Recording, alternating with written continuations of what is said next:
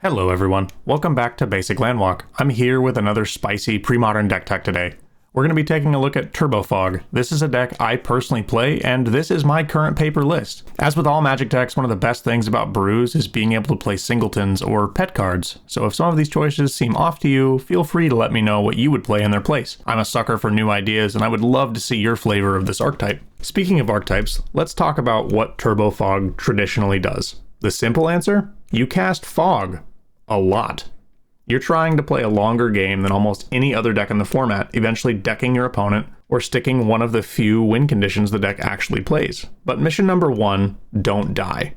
There are many ways to play this, and some builds are much more stacked with counter magic than my version. They might be statistically better versions into an open field. I've accepted that against combo or control, I have pretty limited options, at least the way that I have the deck constructed, but I'm looking to pair into creatures, not Allurin or Fluctuator, mind you, but real down-to-earth 2/2 ground pounders.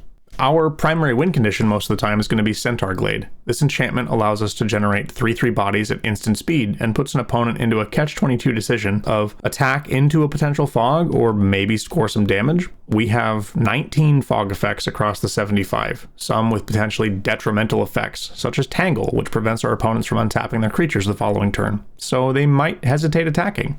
If they do, Centaur Glade lets us use the mana we were holding up to generate a 3/3, which now serves as a secondary fog effect in the form of blocking combat damage.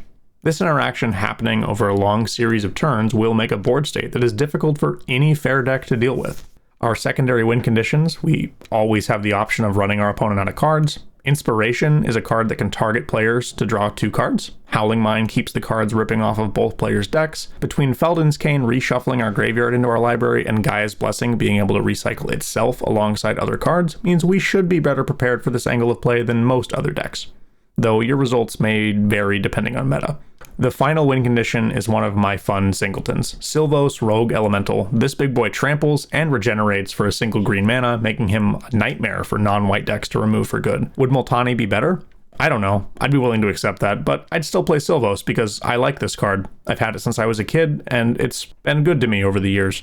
Having a big fatty and a couple of blessings allows for some play against Oath, as well as potential changes to the sideboard to allow for an Oath juke if you end up playing this deck. I've tried that before, and it can be pretty powerful. Of course, if you've played Premodern for more than 5 minutes, you don't need me to tell you that Oath of Druids is a good card. Okay, so how do we stay alive? Alongside our multitude of fog effects, we are playing some copies of Ivory Tower for some incremental life gain as the game goes on. Paired with the card draw engines, we can weather a fair amount of damage before we need to start worrying. And if we do ever stabilize, we will eventually claw our way back to healthy.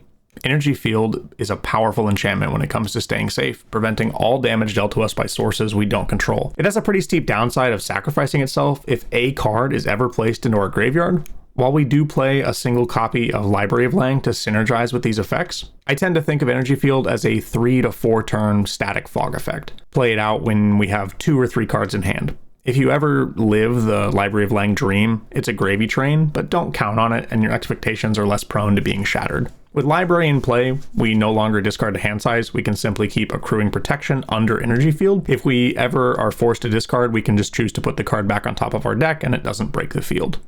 Just remember, casting a spell, say countering something scary your opponent is doing, will put that spell into your graveyard and you'll end up popping your own Energy Field. Because we want to enable this effect more than necessary, we don't play any non-basic lands to protect ourselves from being wastelanded. Speaking of lands, that brings us to the snow-covered basics. Usually this is an arbitrary flex, but in this deck it's not just aesthetics, it is sort of essential. One of our fog effects, Sunstone, lets us pay 2 mana and sacrifice a snow-covered land to fog combat damage, so every land we don't actively need becomes a redundant copy of fog, sitting in play for the Magic Gods and our opponent to see. I think we talked about most cards in the deck, but let's run through the ones I haven't touched on so far. I'm playing 4 copies of Arcane Denial in the main to have at least one answer to threats that fog's bad against. I have 1 copy of Keep Watch. This is my slot for big, flashy, draw a billion cards. But this could very easily just be the 4th copy of Inspiration. It's definitely a flex slot. A single copy of Evacuation for the reset potential. I'm playing 2 copies of Harrow, an instant speed ramp that smooths our draws by thinning 2 basics out of the deck. Now, let's talk about our fog variants.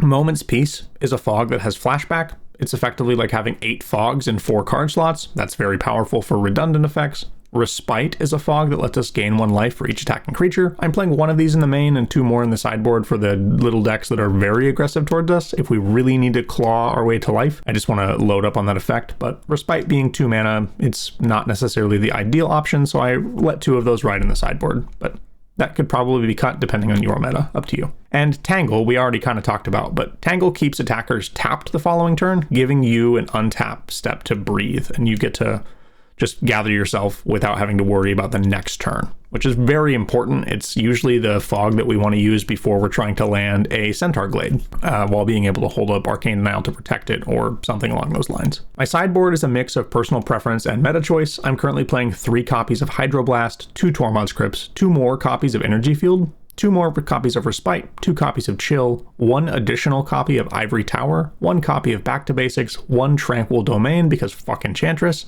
and 1 copy of Brain Freeze. That's my take on Turbo Fog for the pre-modern format. If you enjoy the content or the deck, make sure to like and subscribe so you don't miss the next video. I hope your top decks are kind. Have fun fogging!